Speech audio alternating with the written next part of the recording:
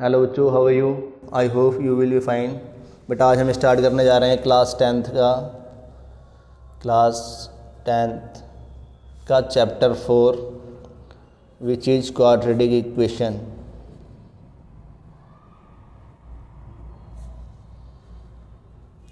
हिंदी में बोलते हैं बेटा हम इसे द्विघात समीकरण। ठीक है बेटा। तो बेटा समझते हैं पहले कि ये क्वाड्रेटिक इक्वेशन होती क्या है। देखो, आप चैप्टर 3 में पढ़कर आए हो लीनियर इक्वेशन। लीनियर इक्वेशन क्या होती है? लीनियर इक्वेशन रैखिक समीकरण। ठीक है बच्चों। तो रैखिक समीकरण वो होती थी जिसमें हमारे वेरिएबल की पावर 1 होती थी। ठीक है, मैंने बोला 2x + 7, x की पावर कितनी है? 1। तो ये लीनियर हो गया।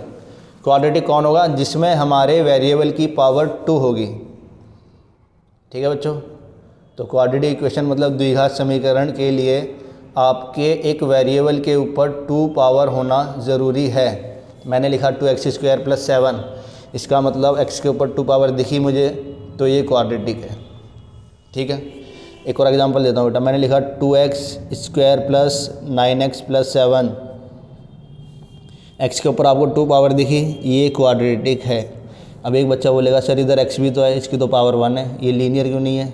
तो बेटा हमें 2 पावर दिखनी है। ठीक है, ये लीनियर होता अगर इसके साथ ये टर्म ना जुड़ी होती। अगर इसके साथ ये ना होता, इसे हटा दें हम, तो फिर ये लीनियर है।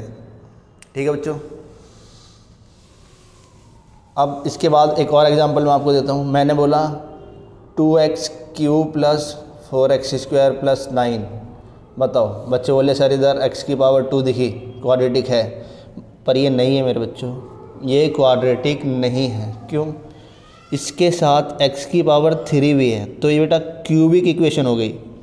ठीक है, तो क्या मतलब हुआ इसका? इसका मतलब ये हुआ आपको इक्वेशन में मैक्सिमम पावर नोटिस करनी है, which can not be exceed 2। अगर 2 से ज़्यादा पावर है तो वो फिर क्वाड्रेटिक इक्वेशन नहीं होगी। और it can not be less than 2, 2 से कम भी नहीं हो सकती। अगर 2 से कम है तो लीनियर इक्वेशन हो जाएगी।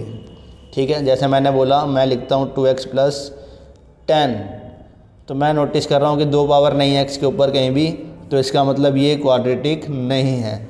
मैंने लिखा 2x³ + 10x + 5, मैंने देखा x के ऊपर 2 पावर कहीं भी नहीं है, इसका मतलब ये भी क्वाड्रेटिक नहीं है। मैंने लिखा 2x² + 5, आप देखोगे x के ऊपर 2 पावर है, इसका मतलब ये क्वाड्रेटिक है। अब हम लिखते हैं 2x³ + 7x + 9 x²। अब आप देखोगे कि x की 2 पावर है, x की 3 पावर है। बट मैंने क्या बोला बेटा, आपको देखना है कि मैक्सिमम पावर 2 होनी चाहिए। पावर ना तो 2 से ज़्यादा हो, ना तो 2 से कम हो। अगर 2 से कम पावर है तो लीनियर हो जाएगा, 2 से ज़्यादा पावर है 3 है तो फिर क्यूबिक हो जाएगा। ठीक है, तो पावर 2 होना ज़रूरी है। इसके ऊपर पावर नहीं हो सकती, इसके नीचे पावर हो ना हो चलेगा। ठीक है, दोबारा देखो बेटा क्या कह दिया मैंने बोला 2x² + 7 क्वाड्रेटिक है, x की पावर 2 है, पर x की पावर 1 नहीं है। इधर x की पावर 1 नहीं दिख रहा, कोई बात नहीं, x की पावर 2 होना चाहिए। इसकी नीचे वाली पावर होगी तो ठीक है, नहीं होगी तो भी ठीक है, पर इसके ऊपर पावर नहीं होनी चाहिए। इसके ऊपर अगर पावर हुई, सपोज करो x की पावर 3 + 9 हो गया, तो ये अब क्वाड्रेटिक नहीं होगा क्योंकि 3 पावर दिख गई आपको। ठीक है बेटा, तो आई होप आपको क्लियर हुआ होगा। थोड़ा सा और एक्सप्लेनेशन देता हूँ मैं। देखो, जो हमारी क्वाड्रेटिक इक्वेशन की एक जनरल फॉर्म होती है,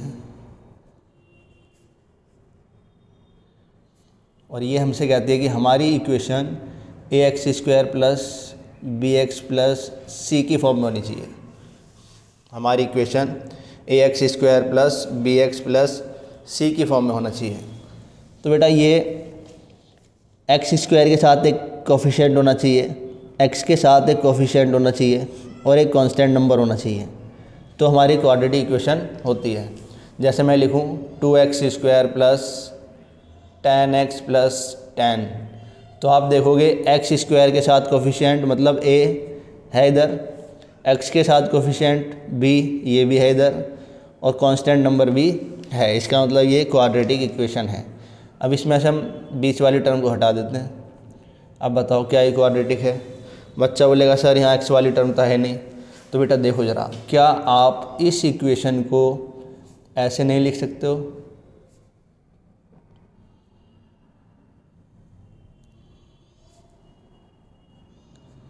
लिख सकते हैं कि नहीं?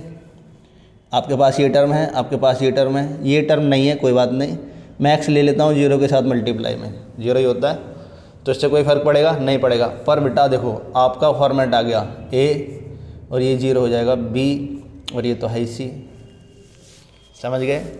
एक और एग्जांपल लो बेटा, मैंने लिखा 2x² प्लस 10x। अब बताओ क्या ये क्वाड्रेटिक है? बच्चा बोलेगा सर इधर तो कांस्टेंट नंबर नहीं है, कोई बात नहीं, फिर आप इसे ऐसे लिख सकते हो 2x² प्लस 10x प्लस 0, लिख सकते हैं कि नहीं? तो फिर ये आपकी फॉर्मेट में आ गई ax² plus bx plus c। तो बेटा ये होती हैं आपकी क्वाड्रेटिक इक्वेशन। बट मेरे बच्चों इतना आसान नहीं होता है हमें समझना कि क्वाड्रेटिक इक्वेशन कौन है कौन नहीं है। अभी तो आपने देखा, आपको देख के पता चल गया, ठीक है। अभी कुछ ऐसे क्वेश्चन आएंगे कि आपको पता ही नहीं चलेगा कि ये क्वाड्रेटिक इक्वेशन है कि नहीं है, तो उसके लिए आपको थोड़ा सा क्वेश्चन को सॉल्व करना पड़ सकता है, ठीक है। तो जैसे मान लो मैंने आपको बोला कि बताओ x इंटू एक्स प्लस 10 क्या ये क्वाड्रेटिक है? बच्चे ने नोटिस किया कि x के ऊपर कहीं भी 2 पावर नहीं नज़र आ रही, इसका मतलब ये क्वाड्रेटिक भी नहीं है। पर बेटा जब आप इसकी मल्टीप्लाई खोलोगे ना अंदर, इसकी मल्टीप्लाई खोलोगे तो ये x² प्लस 10x हो जाएगा। तो यहाँ आपको x की पावर 2 दिखी, इसका मतलब ये भी क्वाड्रेटिक इक्वेशन है, बट ये अपनी जर्नल फॉर्म में नहीं है। कोई बात नहीं, जर्नल फॉर्म में नहीं है तो हम लेकर आ जाएंगे। पर बच्चों क्वाड्रेटिक तो है ही ना, ठीक है। मैंने बोला x² plus 10 is equal to x² plus 9x। बताओ क्या ये क्वाड्रेटिक है? बच्चा कहेगा सर ये तो दिख रही है x की पावर 2। तो बच्चों ये नहीं होगी, क्योंकि x की पावर 2 से कैंसिल हो जाएगा, आपके पास बचेगा सिर्फ 10 इज इक्वल टू 9x। आपको कहीं भी x की पावर 2 नज़र नहीं आ रही, इसका मतलब ये क्वाड्रेटिक इक्वेशन नहीं हो सकती। समझ रहे हो बेटा?